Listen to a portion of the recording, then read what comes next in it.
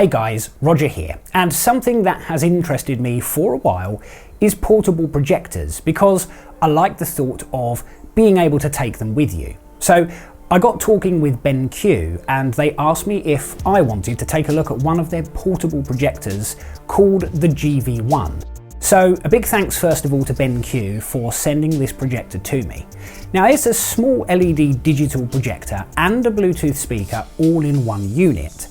And there are certainly a few things that I feel could be better, which I will talk about soon. But it does have a lot of really cool features, and it's also a lot of fun to use.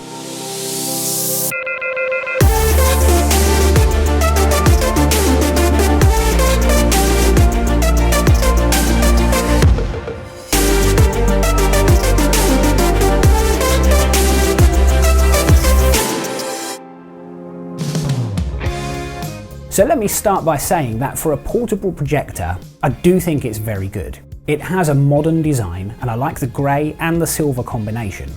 Now in the box you'll get, of course, the projector, a remote control, a USB-C to USB-C cable, the power adapter and a soft pouch to store it in.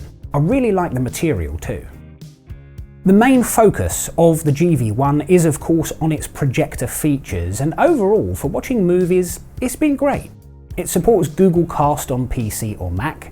You can of course cast from your smartphone as well, and it supports Apple's AirPlay. For the most reliable experience though, I've stuck to using a USB-C to USB-C cable straight out of my MacBook Pro. That gives nice smooth video playback, and I think a wired connection is probably always the most reliable way to send video and audio to a projector.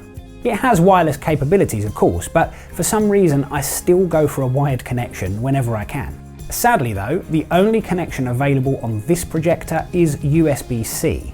Now you could get around that perhaps with a HDMI to USB-C adapter, but it's a shame that it doesn't have at least one HDMI socket. The GV1 is small and it's actually not that heavy either, which means that it's easy to carry around. It has touch sensitive controls on the top that are easy to use, and the remote is simple to use too.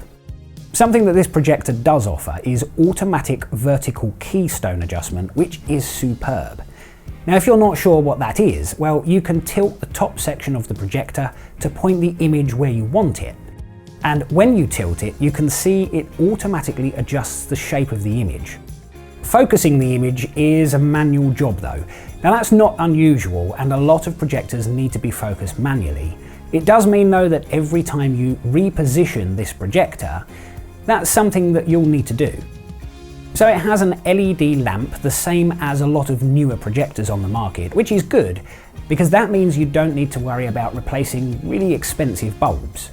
It was only a few years ago that a projector bulb could sometimes cost twice as much as the projector itself, and so having an LED lamp means that's just one less thing you need to worry about. The built-in cooling fan is quieter than most full-size projectors, and the projector itself does produce a little bit of heat, but it certainly doesn't get as warm as larger projectors that I've had in the past.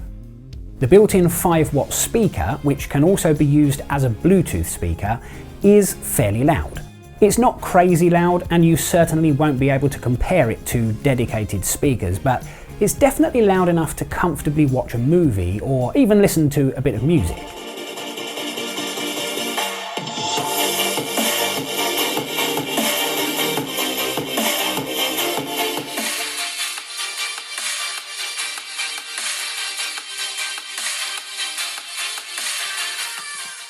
I guess if you really wanted to, you could have the audio from your MacBook, for example, hooked up to more powerful speakers, but the built-in speaker has done the job for me. The GV1 has a built-in battery, which again gets the job done.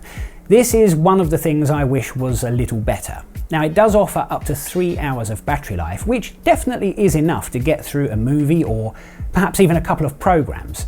I just wish that the battery life was a little bit longer than 3 hours, especially as this is a portable projector. That said though, I've found that as long as I remember to charge it fully before I need to use it, then I've managed to avoid carrying the power adapter with me.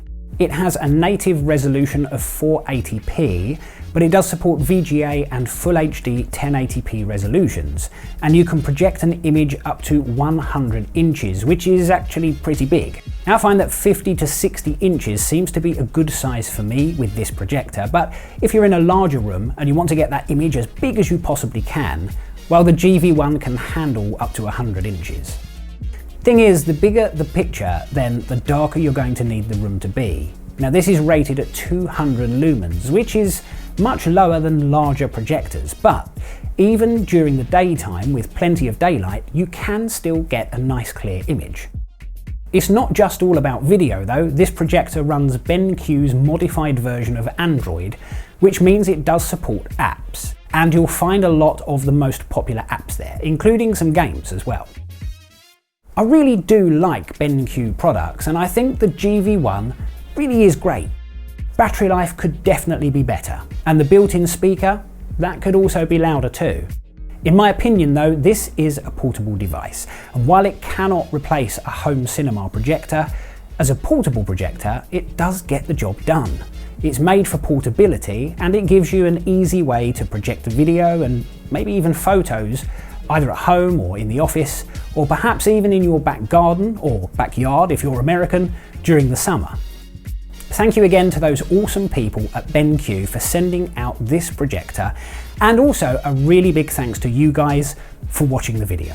If you have any questions or if you'd like to know more about the GV1 projector from BenQ, please do leave me a comment below. I love hearing from you guys, and as always, I'll leave a link to this projector in the description below, so definitely go and check it out.